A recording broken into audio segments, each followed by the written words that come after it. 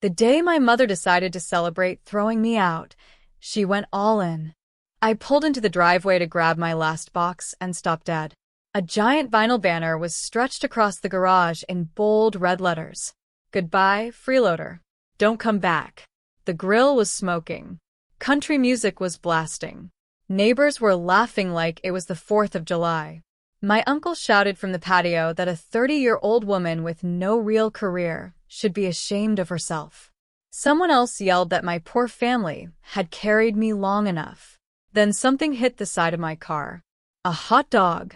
Someone screamed, "There's your last free meal, loser." Even the kids were pointing. I stood there holding my keys, so tight they dug into my palm.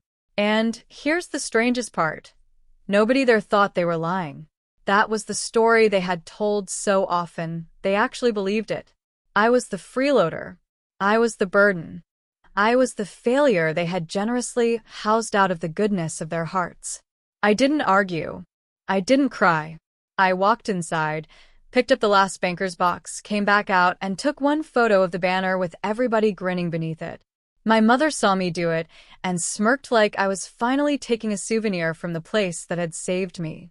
I drove away without saying a word. 2 weeks later, my phone lit up with messages I never thought I'd see from her. Talk now. Please call me back. I'm begging you. But before I tell you what she said and what happened after I drove away, let me tell you the truth. The version they never told anyone. My name is Ava. I'm 30 years old. And the story my family sold to everyone who would listen was simple, clean, and deliberately humiliating. I was divorced before I ever married because an engagement collapsed. I worked from a laptop. I lived in my mother's house. I was, in their words, drifting through life while everyone else carried me. That story played beautifully at church cookouts and neighborhood driveways. People love a story that lets them feel superior. They love typing tough love works, and maybe this will finally make her grow up. The truth was messier, quieter, and far more useful to them if nobody ever said it out loud. I had moved back into my mother's place 3 years earlier, right around the time her sign company started bleeding money. Bennett Graphics had done decent business for years. Storefront signage, monument signs, trade show displays, vinyl wraps. Then supply costs shot up. 2 big commercial clients paid late. 1 project got tangled in permit issues. Suddenly, the company that had always looked solid from the outside was surviving week to week on fumes and bluffing. My mother did what she always did when things got ugly. She got louder.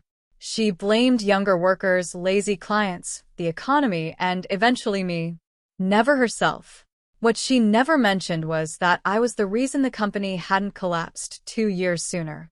I didn't have the kind of job my family respected because they only respected jobs that came with steel-toed boots or a visible sign you were exhausted. I worked remotely as a freelance bid coordinator and operations consultant. I helped regional suppliers and small contractors organize vendor packets, clean up proposals, track deadlines, and keep their documentation from falling apart before they could win contracts. It paid well because most businesses were terrible at it, and I was very good at it. That made me valuable to strangers and invisible to my family. The first month I moved back, I just reorganized some invoices. The second month, I fixed a missed permit renewal that would have cost her a municipal account. Then I noticed she wasn't remitting sales tax correctly. Then I found equipment leases set to auto-renew at absurd rates. Then I realized half her receivables were fantasy because she wasn't following up, and 1 bookkeeper had quit without handing off anything clean. Every time I fixed one thing, 2 more surfaced behind it, like rot under drywall. She never introduced me as the woman keeping her business alive. She introduced me as my daughter. She's figuring some things out right now. When clients called during dinner, and I saved a job from imploding, she acted like I had accidentally done something cute. When I negotiated payment plans with suppliers so they wouldn't put her account on hold, she told relatives I mostly just answered emails. When I covered a payroll gap one Friday, because she would rather have died than admit she couldn't pay her installers, she said families don't keep score. Then she laughed. Families don't keep score. Remember that sentence. Because families like mine only say it when they benefit from nobody counting. I paid for more than groceries. I covered software subscriptions. Overdue utility balances tied to the company workshop. Insurance reinstatement fees on one of the work vans. Rush shipping on materials when she forgot to order them. 3 separate vendor deposits that would have killed active projects if they bounced. I never paid everything at once. That's why it stayed hidden. I paid the difference. The shortfall. The exact amount needed to keep the machine from screaming loud enough for outsiders to hear. My mother hated that I worked from home because to her, visibility was morality. If she couldn't see sweat, the labor didn't count. She'd walk through the kitchen and say must be nice while I was on a call trying to prevent a contract cancellation worth $11,000. She'd make jokes at dinner about my little computer hobby, then ask me an hour later to rewrite a vendor response because the client sounded irritated. She treated my competence like a household appliance, useful when needed, embarrassing when acknowledged. The rest of the family followed her lead. My younger sister, Kelsey, learned early that mocking me earned approval. My Uncle Dean bounced between installation work and weekend drinking that bled into weekdays. My grandmother wrapped every cruelty in scripture. Nobody had to coordinate it. That's the genius of a toxic family system. Once the hierarchy is clear, everyone knows how to perform without rehearsal. What changed was not their opinion of me. What changed was that I overheard my mother in the backyard one Friday night, telling my uncle and a neighbor that she was thinking of giving me 90 days to get out, because maybe hitting bottom would finally make a woman out of her. They laughed. My sister laughed too. That was the first time I stopped feeling hurt and started feeling clear. I didn't confront her. I started documenting. People think revenge begins with anger. Mine began with spreadsheets. Not because I'm cold, because rage in families like mine gets rewritten instantly. The second you cry, you're unstable. The second you raise your voice, you're disrespectful. The second you defend yourself, you're proving their point. Evidence was the only language she couldn't interrupt. I built a record of everything, not just money dependency. I made a timeline going back 30 months. Every time I covered a gap for Bennett Graphics, it went into a file. Every rush payment, every software renewal, every emergency supply order I floated on my card, every permit fee I paid online because the city portal would have locked them out, every invoice I corrected before a client rejected it, every bid package I assembled under my own freelance login because my mother had missed the submission deadline and begged me to rescue it. Every text where she said, "Can you just handle this one thing?" Every voicemail from Dean asking me to send a couple hundred to keep the van from being repossessed before Monday. Every message from Kelsey asking me to front her rent because she'd pay me back after a brand deal. Every time she didn't. The total, after 3 years, made me sit back and stare at the screen. The company support alone had crossed $112,000 if you included what I paid directly and what I prevented from becoming catastrophic losses. Personal family support pushed the number even higher. I printed the numbers. Then I got a contract offer from a regular client in Colorado. Enough stability that I could move, rent a place of my own, and stop building my life around people who only loved me when I was useful and invisible. I signed it. Put down a deposit on a 1-bedroom apartment outside Denver. Told no one. I rented a small storage unit near the interstate and started moving things out in batches, so gradual nobody noticed. Winter clothes 1 week. Books the next. Kitchen equipment I'd bought myself. The expensive monitor my mother thought had appeared by magic. My mother beat me to the eviction speech by about 6 days. She cornered me in the kitchen on a Tuesday morning and said she wanted me out by the end of the month. She used the tone people use when they expect applause for their cruelty. She said she was doing this because she loved me enough to stop enabling me. She said no good man would ever respect a woman who still leaned on her mother at 30. She said she was embarrassed when clients stopped by and saw my car there in the daytime. I asked her one question. Do you want me gone, or do you want an audience when I leave? She smirked and said, maybe both. That should have been the moment I told her everything. But I knew how she worked. My mother could survive facts if she heard them in private. She'd reframe them, deny them, call me dramatic, and by Sunday lunch, the story would be that unstable Ava had tried to blackmail her after she lovingly encouraged her to stand on her own 2 feet. No. If the truth was going to land, it needed witnesses. She gave me until Saturday. I nodded like a woman too ashamed to argue. What I actually did was finish moving everything valuable by Thursday.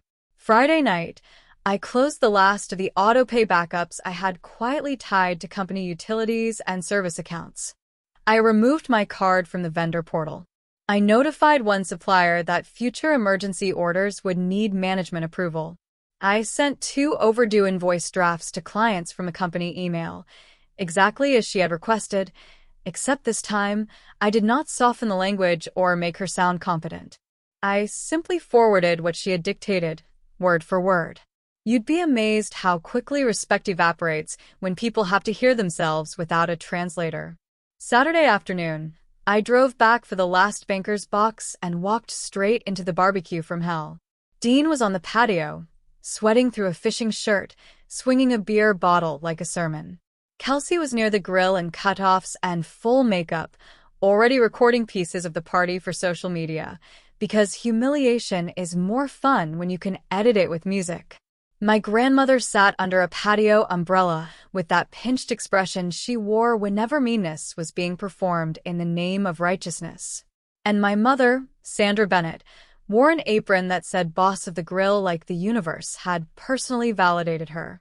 She spread her arms when she saw me in the driveway. Look who finally came to claim her junk. The neighbor women laughed. I walked past all of them into the laundry room where my last box sat with a black marker note on top that read, Starter Kit. Inside were dryer sheets, ramen noodles, a half-used roll of trash bags, and a printed list of apartment complexes in town, as if they were doing charity for a raccoon they'd trapped under the deck. That almost got a reaction out of me. Not because it hurt, because it was so stupidly theatrical. When I came back outside, Dean was shouting about how my poor father would be ashamed if he could see what I'd become. My father had been dead 9 years. He knew exactly where to stab. Kelsey threw the hot dog. Everybody howled. My mother said nothing to stop it. That mattered more than the insults. Leadership in a family is often just the permission structure for other people's cruelty. I put the box in my trunk, lifted my phone, and took the photo. My mother called after me. What? Collecting evidence for your therapist? I looked straight at her. No. For later. Then I left. The first 3 days, nobody called. That's how entitlement works. It mistakes absence for surrender, right up until the machine starts shaking. The first crack came Monday afternoon. One of her municipal clients rejected a permit resubmission because the insurance certificate was expired. Normally, I would have caught the notice, called the broker, forced a same-day update, and resent the package before anyone panicked. This time, the email sat in the inbox until the client copied my mother directly with the words, "Final delay before reassignment." She called once. I let it ring. Tuesday, the subscription for the project management software went dark because the backup card on file was gone and the primary card declined. Work orders, install dates, material notes, all of it disappeared until someone fixed billing. Dean called 3 times.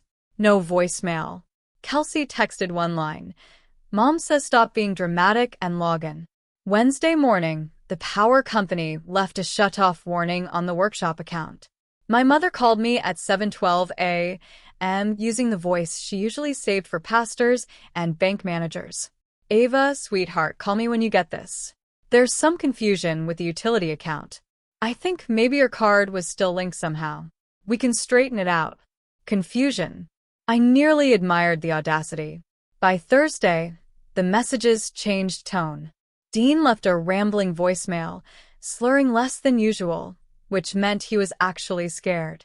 He said he hadn't meant anything at the party and could I please just help with the van payment because if the company lost the install scheduled for Friday, everyone would suffer. Everyone. That word family systems love most after they've isolated a target. Suddenly, it's everyone. Friday, Kelsey called crying, which told me the problem had crossed from business inconvenience into personal disruption. She never cried over principle. She cried over disruption. She said Mom was in one of her moods, Dean was blaming everybody, and Grandma was saying God was punishing the house for pride. She needed me to Venmo her $600 because the med spa had cut her hours and she was short on rent, and Mom had promised to help, but apparently there was some issue with payroll. Don't make this into a thing. That phrase had followed me for years like a curse. Don't make it a thing when Dean made jokes about my body. Don't make it a thing when Mom used my room for storage. Don't make it a thing when Kelsey borrowed money and forgot. My pain was always the thing. Their behavior was just weather. I asked Kelsey one question. Do you know why Mom can't help you? She got quiet in that annoyed younger sibling way. No. She just keeps saying cash flow is weird. Cash flow is weird, I repeated. Then I laughed. That evening, Kelsey texted again, this time furious. She said I was punishing the family because my feelings got hurt. She said Mom had every right to kick me out if I wasn't contributing. She said normal adults pay rent. I sent her one screenshot. Not the whole file. Just a cropped spreadsheet showing 3 months of line items with her name, my mother's company name, and the workshop utility account. Underneath, I wrote, since you're interested in contribution. She didn't reply for 2 hours. Then what is this? A sample. Saturday morning, my mother called 6 times before noon. By the 3rd voicemail, the swagger was gone. By the 5th, so was the anger. On the 6th, all that remained was panic, wearing a necktie. Ava, please call me back. I'm asking as your mother. We need to clear up what exactly you've been paying and what you turned off. The workshop power is pending disconnect, and one of the trucks might get pulled because the insurance autopay bounced. If this is some kind of lesson, okay. Lesson learned. Call me. Lesson learned. Not I'm sorry. Not we were wrong. Just the managerial language of a woman discovering that her hidden infrastructure has feelings. That afternoon, I assembled a packet. Clean. Professional. 31 pages. Cover sheet. Timeline. Amounts. Screenshots. Payment references. Notes on emergency interventions. Separate sections for company expenses, household support, direct transfers to family members, and unpaid administrative labor. At the end, I included one photo, the party banner hanging over the garage while my family laughed beneath it. The following Sunday, my grandmother left me a voicemail so sanctimonious it could have come with organ music. She said bitterness would poison my soul. She said if I had truly been generous, I would not be counting. I called her back. You're right, I said. Generosity doesn't keep score. Accounting does. She inhaled sharply. Grandma, if I send you proof that Mom and Dean have been using me to hold that business together while calling me a freeloader, will you tell the truth for once? She didn't answer, which was an answer. An hour later, my mother texted 3 words, talk now, please. I replied with 1 line, tomorrow. Noon. Public place. She responded instantly, home. I stared at the message and felt something settle in me. No, I typed back. You wanted an audience when I left. You can have one when you ask why. We met Monday at a diner off the highway where truckers ate breakfast and nobody cared if a grown woman looked like she hadn't slept. She arrived 10 minutes early. When I pulled in, her truck was already there, crooked in the space, like she had come in too fast. Dean was with her. Of course he was. Neither of them ordered food. I put the packet on the table. My mother looked at it like paper could insult her. What is this? I slid it across. The difference between your story and mine. She opened it like a woman expecting nonsense. That confidence lasted maybe 10 seconds. Her eyes dropped to the total, then snapped back to me like the number had personally insulted her. Dean leaned over, read the first page, and muttered Jesus Christ under his breath. I had organized everything so there was no room for theater. First, the direct support total over 30 months. Then the categories. Then company expenses I had covered or prevented. Personal transfers to family members. Screenshots of texts and voicemails. Missed filings and penalties I had fixed. A conservative estimate of my unpaid labor. And at the end, the photo of the banner. My mother flipped a page too hard. This is ridiculous. You're inflating everything. Am I? She jabbed at one line. This software wasn't for me, it was for the office. Yes. Your office. Your company. Another page. These fuel payments were temporary. 3 months, I said. All 3 were after you told me payroll was fine. Dean had gone pale. Then my mother grabbed for the safest argument. Families help each other. That doesn't mean you get to act like a debt collector. Interesting, I said. When I lived in your house, you called it freeloading. But when you lived off my money, it became family. She lowered her voice. Don't do this here. You mean with witnesses? I asked. You taught me that. Dean tried his turn. Ava, honey, I was drunk at the party. I didn't mean any of that. You didn't apologize when you sobered up, I said. You apologized when the software got shut off. He had no answer.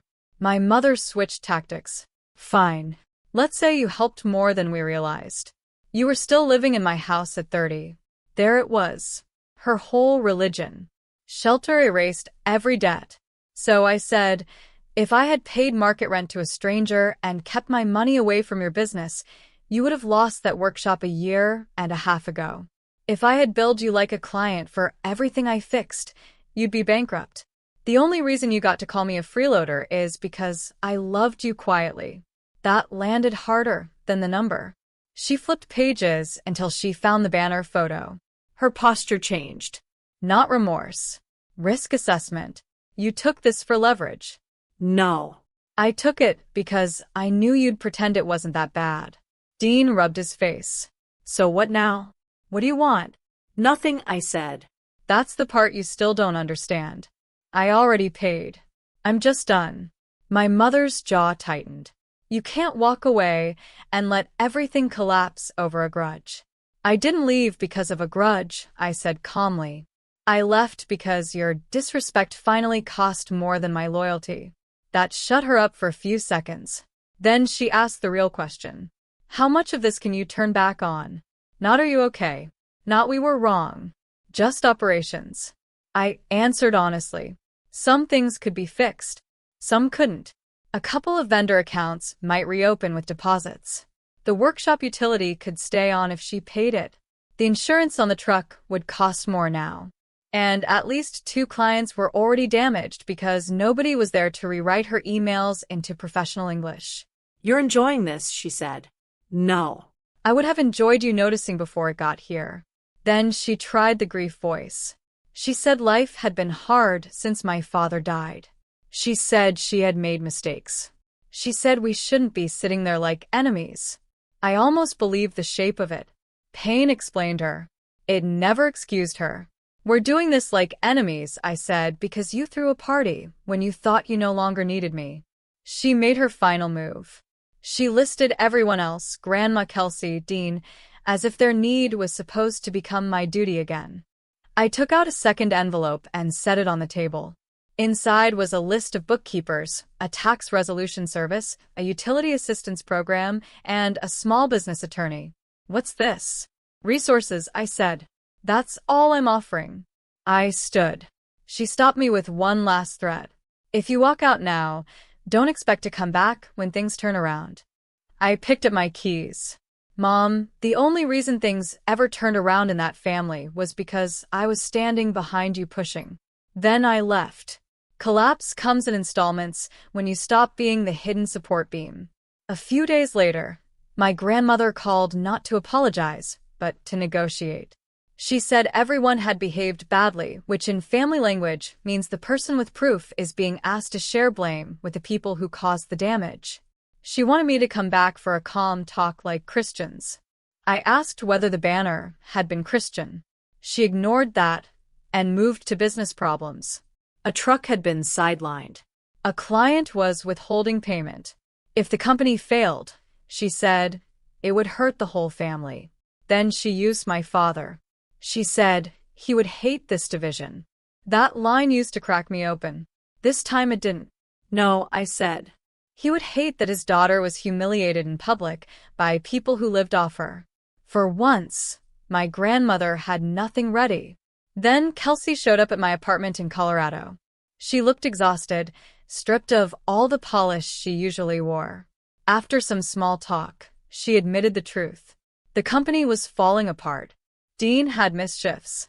One printer had been sold. Grandma was furious over money. And Mom kept saying everything could be fixed if I'd just stopped being stubborn. Then she said something that mattered. I was awful to you. No excuse. She admitted the hot dog stunt was disgusting. She said she joined in because Mom was pleased and she wanted to be on the safe side of her for once.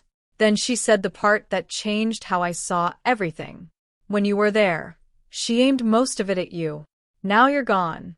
She's turning on everyone. That was the system in one sentence. Families like ours stay stable by feeding one person to the tension. Remove that person and the poison spreads. I asked her if she had ever truly believed I was freeloading. She looked down. No. I knew you were helping. I just didn't know how much. And if I admitted Mom was lying, everything in that house got scary. Cowardly. Honest. Human. Not enough to undo it, but still more truth than I'd heard from anyone else. I let her stay one night. My mother, meanwhile, sent me something she called a family resolution proposal, offering me a 90-day contractor role to stabilize operations. Compensation could be discussed later once cash flow improved. At the bottom, she wrote that this would also give me a chance to repair trust. I replied with 4 sentences. I am not returning. I am not providing unpaid or deferred labor. Do not contact me for business support again. Future communication should be respectful and personal only. She answered almost instantly, so that's it. You watch your mother lose everything. I stared at that message for a long time, because that was the hook buried deepest in me. Children like me are trained to believe that if a parent sinks, we become flotation. Finally, I wrote back. You are not losing everything, because I left. You are losing everything because you built a life that only worked while somebody you despised kept carrying it. She never replied. A month later, my grandmother mailed back a casserole dish I'd left at the house years earlier.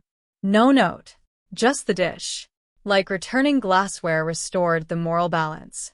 I laughed so hard I had to sit down. Then Kelsey texted that the house was going on the market. Not because Mom wanted to downsize. Because she had to. She sent one more message after that. He keeps saying you ruined her. I wrote back at once. No. I stopped protecting her from what she built. She answered with 3 words. I know now. The house sold below asking in late summer. I know because public records are brutally neat, and because closure sometimes looks less like a speech and more like a county website confirming that the house where you learned silence now belongs to strangers. About 5 months after the sale, my mother called from an unknown number. She said immediately that she wasn't calling about money, which told me she knew exactly what I'd think. Then she said she had found one of my father's recipe cards while packing and thought I might want it. That was the first thing she had offered me in years that didn't come wrapped around a demand. You can mail it, I said. There was a pause. Then she asked quietly, did you really think I was that cruel? I could have answered 100 different ways. Instead I said, you hunted over the garage, Mom. She exhaled. That was all. The recipe card arrived 4 days later. Chicken pot pie in my father's handwriting, with a little note at the bottom. Add more time if Sandra complains. I laughed so suddenly I cried. I framed it. People still ask whether I regret not helping one last time. The question sounds kind, but it hides the same old trap. It assumes the most moral person in the story is the one who sacrifices again. I don't believe that anymore. If someone calls you family only when they need your labor, your money, or your silence, they are not protecting a relationship. They are protecting a system.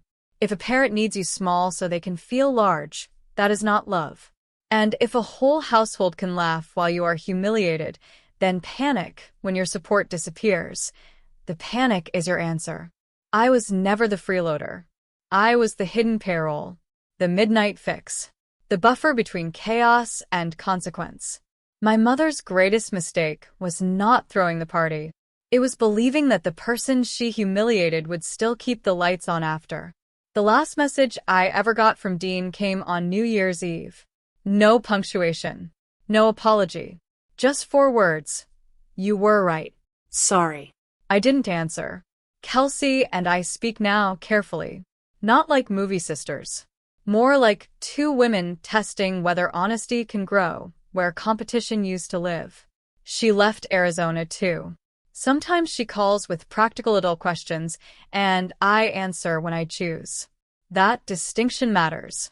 I still have the photo, the banner over the garage, the smoke from the grill, my mother in her ridiculous apron, Dean half drunk on the patio, Kelsey mid-laugh. All of them certain they were documenting my humiliation. What they actually captured was the final second before their safety net got into her car and drove away. So no, I don't regret leaving. I regret staying long enough to confuse being used with being loved. But I will never regret the photo, the silence, the packet, the distance, or the day I finally understood the difference. She begged 2 weeks later. By then, it was already too late.